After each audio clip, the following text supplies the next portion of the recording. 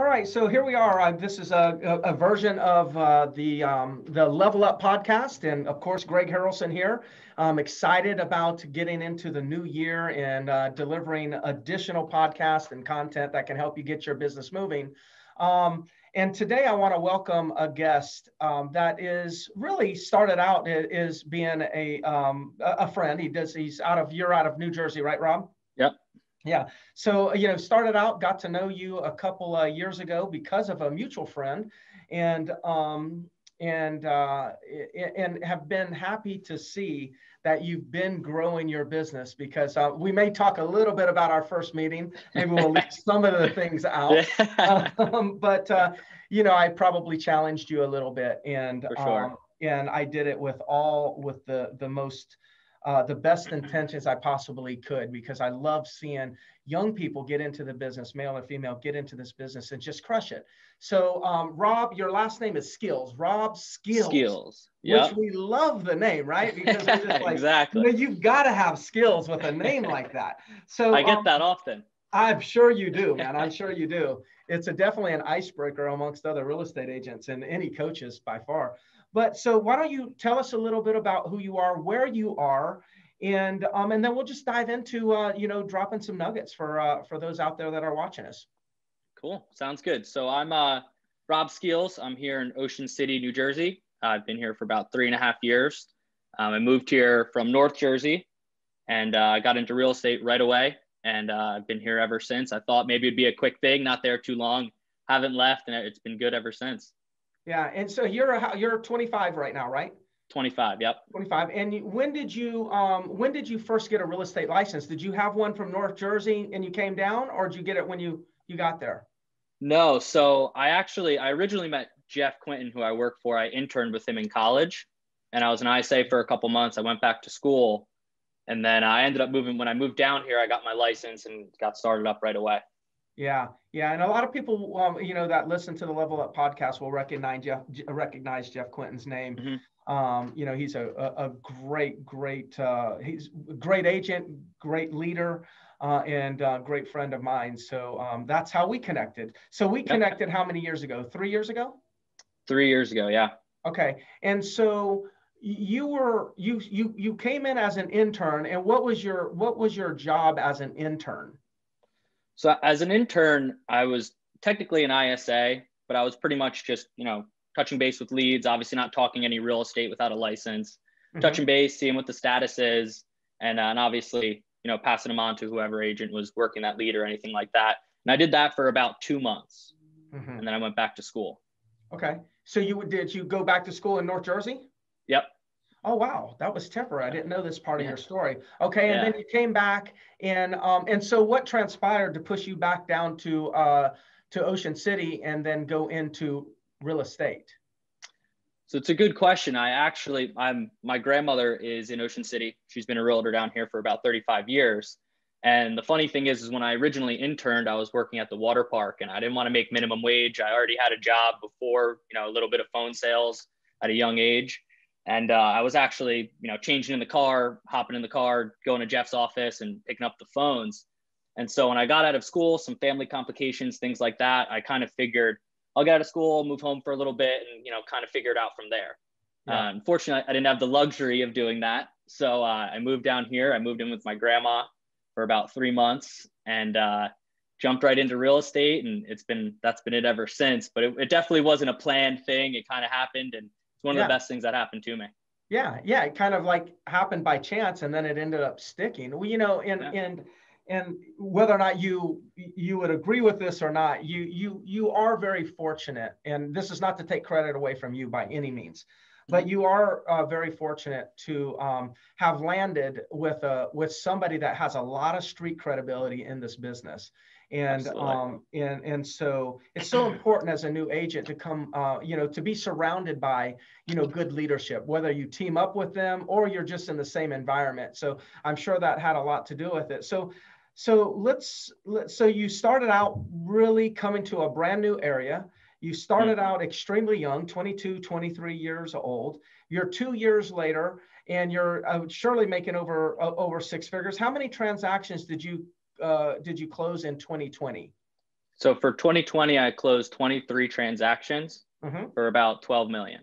For about 12 million. That's not bad considering how how short of a time you've been, in the business. So how do you get your business? Because there's a lot of people out there that say, oh man, this guy's a lot of people use age as an excuse. Right. Okay. And in your market, what's your average sales price? Average sales price is about 550. About 550. And then a lot of the clients that you're dealing with, also they're selling their second home. You're helping them buy and sell second homes. So the people that you're dealing with are, people that have a little bit more money from a demographic standpoint. They have some money. They're buying properties down in Ocean City. And so what I've always found it interesting is to see how a young guy like yourself can convince them to do business with you, considering they've got a little bit of money, they've got some experience, and they could judge you as being like too green for this. Did you ever experience anything like that? I did a little bit. I think, from the beginning, I wanted to jump right in. I wanted to be able to sell properties of that, in that price point. I kind of skipped over the, I want to sell 200, like whatever it was, lower end, off island, whatever it is. I kind of wanted to jump right in and go ahead and start selling properties of that price, in that price point. But I definitely got it in the beginning a little bit, especially with the new market. So I wasn't exactly sure, even if it was, right around the corner.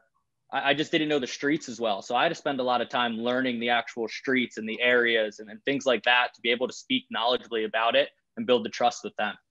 Yeah, that's good. So that your winning strategy is sounds like what you did is says, okay, somebody may look at me and say, oh, this guy's a little bit young, but you countered that by making sure that you had a depth of knowledge. Correct. Exactly. So which builds confidence in me. It built my confidence to be able to speak logically. Got it. Yeah. So you didn't have to BS people. Right. Okay. Exactly. That's good. So tell us a little bit of how you build your business. How do you go about, what does your day look like? What do you do? Do you work mainly buyers, sellers? Tell us a little bit about that part of it. Yeah. So I pretty much do work mostly sellers. I do some buyer deals as well. And my schedule has been pretty much the same since I started, up in the morning at the gym, come home, journaling, things like that. And in the office by 8 o'clock, morning call, role play, and hop on the phones from 9 to 12. And that pretty much hasn't changed in two and a half, 3 years. That's been exactly the same. So that's your morning routine or your ritual. Yeah. Yeah. Got it. Yeah. And is there a few people, with you, is David, and who else is with you in that, when you do that? Anybody else following that routine with you?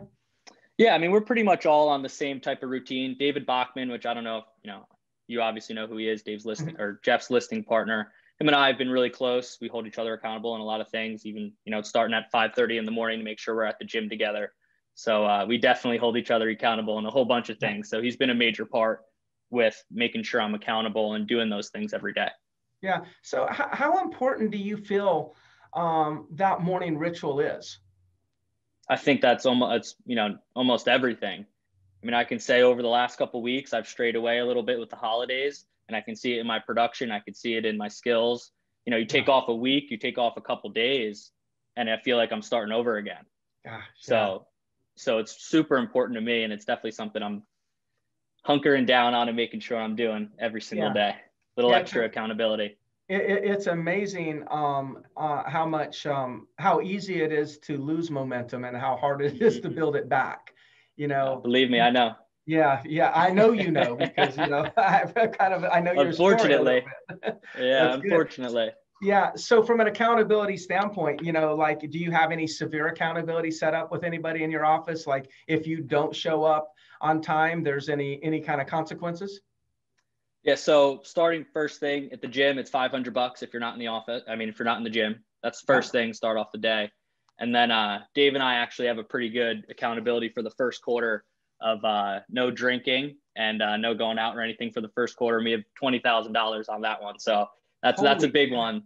we're That making is sure a we're big one laser. because I think the first time we met, it was over some drinks. So Right. that's a big one. Well, you know what? You and him kind of like figured it out. It's still a lot of COVID going on. So, Yeah. it's not like you're going out that much anyway. So, it's a good Exactly. time to have that accountability. Yeah. So let's get a little bit more into like you're making calls. Who are you calling? And, what is your approach on that? Primarily expired listings, just solds, for sale by owners, and then obviously going through my database and things like that. But in the beginning, it was mostly expireds. Okay. And that was pretty much all I did. And that's what I really focused up on. And now I'm trying to, do some other things and make sure I'm making more just sold calls because there's less inventory. Yeah. So how, it's interesting that you started off with expires because expires tends to be a higher quality lead source, but it's also a little bit more challenging because they can be confrontational. So a lot of real estate agents fear expireds just because the sellers can be a little bit angry when they get a call from an agent that's trying to list their property for the second, third, or fourth time. Right. How did you handle that, and how did you what was the process of learning how to approach these expires? Yeah, so I had to, I'm super grateful I got to spend 9 months with Jeff's listing partner, and I got to and we prospected right next to each other every day. So I would hear how he handled expired calls. I'd hop on the calls with him, and that was really hands-on coaching for me. And that was his game, was expireds. So it kind of just, went over to me where that's what I focused on. That's what I learned. And that's how I did it. And I was just really making sure I learned the scripts and learned how to handle the objections and make sure I was speaking with authority and being confident, even when, I might not have been feeling the most confident about calling an expired listing. So that's pretty much how that transitioned into being my main pillar. Yeah. How many hours? I mean, do you still role play now? Yes. Okay. So Yeah. You're still practicing your scripts. How many hours do you role play? I role play 30 minutes a day, 5 days a Okay. week. Got So it. right before I hop on the phones. Right. And so with expireds and inventory being low, expireds, I would imagine in most markets, there's not a lot of expireds right this moment. And so how has that shifted? Because a couple of years ago, there would have been a lot more than there is today. So what changes do you see that you're having to make? And especially what changes do you think you're going to be making in 2021 to make sure you continue to grow in such a competitive market? Yeah, so that's something I've been going over for the last week or so, or 2 weeks of business planning and things like that. And I think it's really important. I think I wasn't making the amount of contacts needed in the beginning of the just listed, just sold calls. And that's going to be one of my main things this year, where I'm going to be focusing more so on those just listed, just sold calls and making more contacts than I was previously. Mm-hmm. So whether before I was calling, 25, 30 contacts a day, I have to up that obviously because there's no inventory and I'm not getting the conversations and the conversion that would happen as quickly as it would as an expired. Yeah. So my main thing this year is I'm making more contacts of just listed, just sold, and making sure I'm reaching more people. Yeah. So one of the things that the audience may or should get from that is, as the market gets more and more competitive, it may take more contacts to do the same amount of deals, and it may take a lot more contacts to actually grow in such a competitive market. Is that what you're feeling or experiencing? Exactly. Got it. And what would you say? Because a lot of agents that are younger, when they first get into the business, they gravitate towards just working buyers. Not a lot of newer agents go and tackle the listings. If you were talking to somebody that's getting into the business or newer in the business, or at least newer to getting listings, what would what's some tips or advice that you would give somebody in order to build a listing-based business for yourself? I think number one is the scripts. I know obviously you're big on scripts as well. That builds the confidence within you to be able to speak logically to homeowners. And once you're able to get the scripts down, internalize them, and really understand them, making the number of contacts needed to be able to take a listing might be more in the beginning. Mm-hmm. But I think, I don't know if you've said it, I've heard it somewhere along the lines of it. It's really just a mindset, whether, is working with sellers harder, or is it just take more skill? It's not an easy thing, but it's simple if you learn the skills. And I think you've said that somewhere along the lines of it's just more skill based and learning the skills. Yeah. Yeah, I mean, at the end of the day, Rob, it's really not that difficult. It's the learning curve is a little bit longer, right? Hmm. So if you're going to really want to focus on listings, and those agents that do that, then they have to kind of double down on the amount of time that they spend learning scripts, learning the dialogue. So there's some front end investment in the form of time that you have to put in order to build a really good listing business. But it's only that. It just means that you have to invest a little bit of more time in building those skills. Once you do that, the rest of the stuff is easy. As a matter of fact, Right. I actually think that it's easier to work with sellers than it is to work with buyers, but it's easier to start working with buyers than it is to start working with sellers. Right. So it's easier to start with buyers than sellers, but once we get past the starting phase, it's actually in my mind, it's easier long-term to work with sellers than it is to work with buyers. Now that has a lot to do with my personality. So I don't want to influence anyone in the audience that's doing great with buyers, Right. because I think that has to do with, I just don't think I would be the best buyer's agent, just because of the way that I process and the way that I communicate.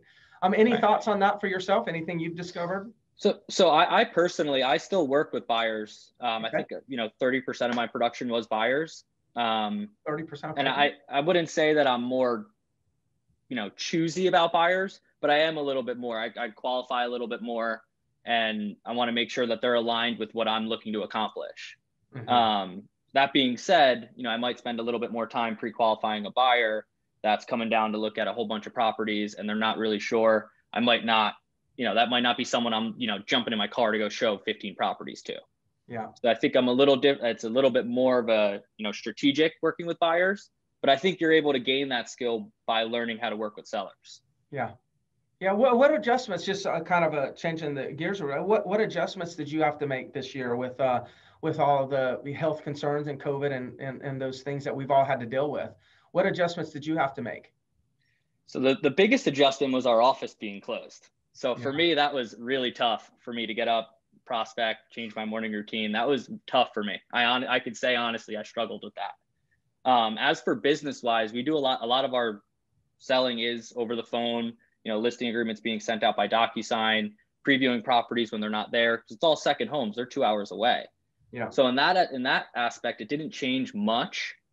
But for me personally, the office being closed affected me a pretty substantial amount for the first Yeah. couple of weeks until I got to figure it out and up some accountability and things like that. So what did you learn about that? Because I mean, I have my own perspective of that. It's like, I think what I'd want everyone to hear is like in what you just said, how important your environment is.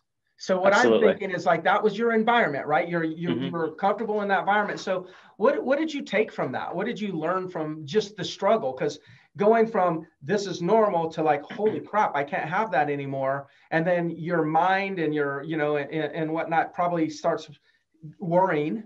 So what did you learn and how did you overcome it? So I knew for me, going to the office was like, that's my place I go to work. I come home, I might do a little bit of admin stuff, but once I lock it down for the day, I'm pretty much done for the day. But when I'm in the office, it's time to go to work.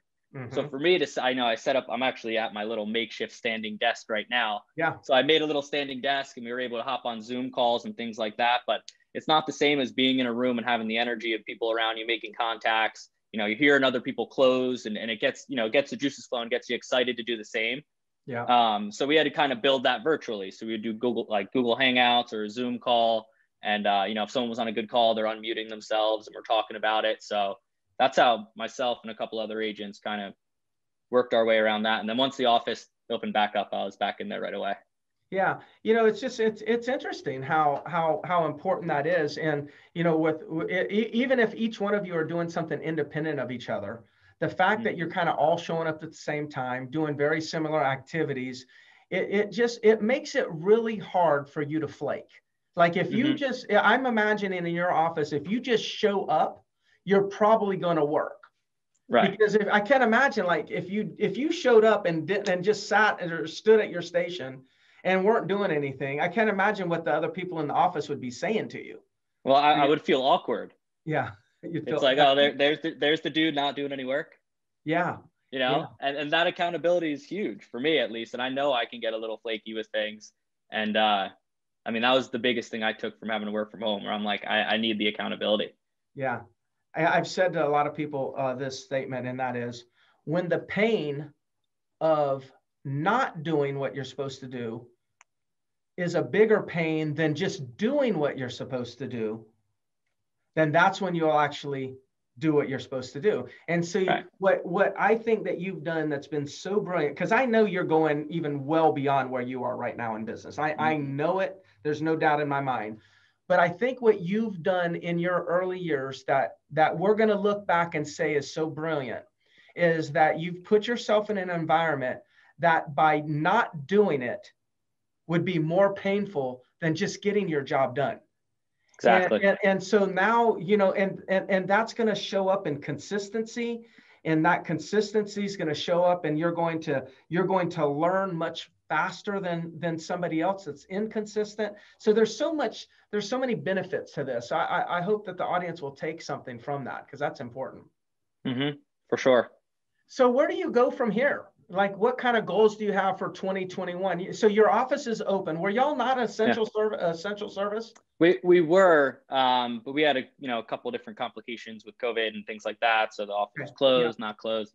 Just just sure everyone's going through the same type of stuff. Yeah, everyone's going through the same stuff. Everything's, unfortunately, that's normal, nowadays. So where do you go from here? It's 2021, and with the people that you hang out with, I know that you're thinking about growth. You're probably not thinking about plateauing or going backwards. So what is your goal for 2021? So my goal for 2021, oddly enough, is from when you were at our business planning last year, you recommended. So my goal for this year is 50 transactions. So obviously doubling what I did this year and doubling my sales amount as well. So it would be around 24 million at 50 transactions. Yeah. So who do you have to be?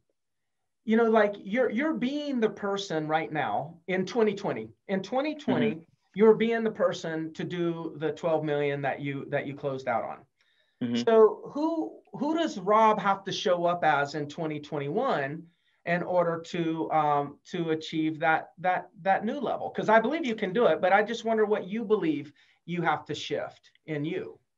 I think it's a mindset shift for me personally. I think I was thinking too small, where, I had certain things I wanted to accomplish, and those things I was able to accomplish them at that amount of income. And I thought and then once it happened and, you reach those goals, I'm like, this is it.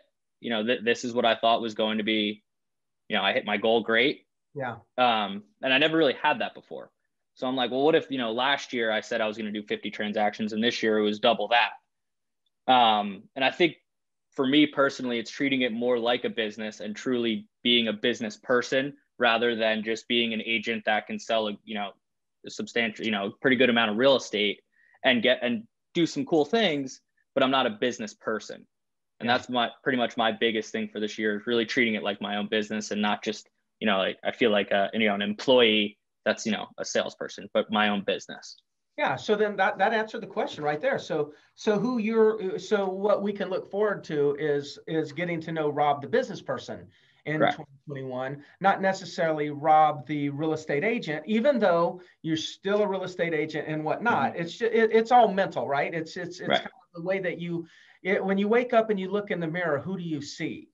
And when you see Rob, the business person, that's probably going to make a difference in everything that you do throughout the day, how you carry yourself, how you talk, the belief that you have in yourself. And that's why I asked that question, who do you have to be? Who do you have to show up as? It really doesn't mean anything to me or anyone else. It really means, who do you see when you're looking in the mirror? Right. And as you start to see something bigger or better or however, when you look in that mirror and you stare yourself in the eyes, I believe that's how you become it, is you have to see it. You see it in yourself. You believe it in a way. It's more of like there was I'm blanking on the author's name right now, but he wrote a book called Believe It and Then You'll See It, where most people need to see it before they'll believe it. But his book said, believe it and then you'll see it. That's good. Well, good. So, anything else that you could share, just thinking again, it's 2021, we're moving into a new year, we're in the new year, but people are exhausted and they're ready to put 2020 behind us. Any last thoughts that you can just share for anybody that's wanting to kind of break through like you've broken through? I mean, I think for me personally, I always thought back to the mindset of, where I wanted to be, how I wanted it to look, and obviously going back to be, do, have. And I think I kind of strayed away from that a little bit. So if I could say one thing, it's the consistent, like, when you go through the quarantine and things got a little shaken up, a lot of uncertainty. And I think I strayed away from truly picturing what I want it to look like and how I want to do it. And for me right now, I'm just more accountability, more action, everything else with that. I think I lacked a little bit over the last couple of weeks, and truthfully, I regret that, but there's nothing I can do about it other than be better, today, tomorrow, and the next day. Yeah. And every day this year. So yeah, I think, awesome. The first quarter is super important, and making sure I'm just, head down, grinding as much as I can and getting things done. Did you guys recently, as a group, do some new dream boards? We did. Yeah. So what's one dream? What is one thing that's on your dream board that you wouldn't mind sharing with us? I mean, oddly enough, being on a podcast this year was one of the things I wanted to accomplish. Wow. So, we're on day 4 of the year, and we're doing this, but that was one of those things, you're putting it out there. I put it out there. I said, this year I'd like to go on a podcast. Yeah. And, being able to reach out to the right people and talk to the right people about it. So I was super excited to be on here and obviously get to chat with you. And so that was actually one of the things we can check off from the dream board for this year. Well, that's awesome. Yeah. Yeah. And just know that, you've earned your way to be able to, get out there and start sharing. And, but with sharing comes a responsibility, right? And that responsibility is now eyeballs are on you, and you have you can choose to take this to another level. Kevin Mills said something to me this morning. He texted me and he goes, if I don't win today, who loses? And I'm like, the first thing I thought of coming from Kevin Mills, like, if he doesn't win, then who loses? I was thinking so competitive, like tackle football, like if I don't win, and then I didn't respond to him. It took me a couple minutes and I said, wait, if I don't win, who loses? And then I said to myself, my kids lose. My family loses. My staff loses. Other agents lose. And it dawned on me, that's what he was saying. That was his thought of the day.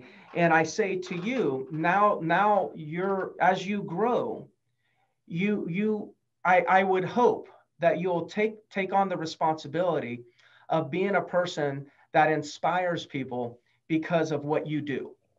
Inspire people because of your growth, and let people see more belief in themselves because they say, well, he did it. How did he do it? Well, I can do that. So that's your new responsibility, is to make sure that you lead by example, and you give people an example of what a young business person can do when they come into this business. So for sure. Put that on. And talking about attraction, you'll attract a lot of things to you.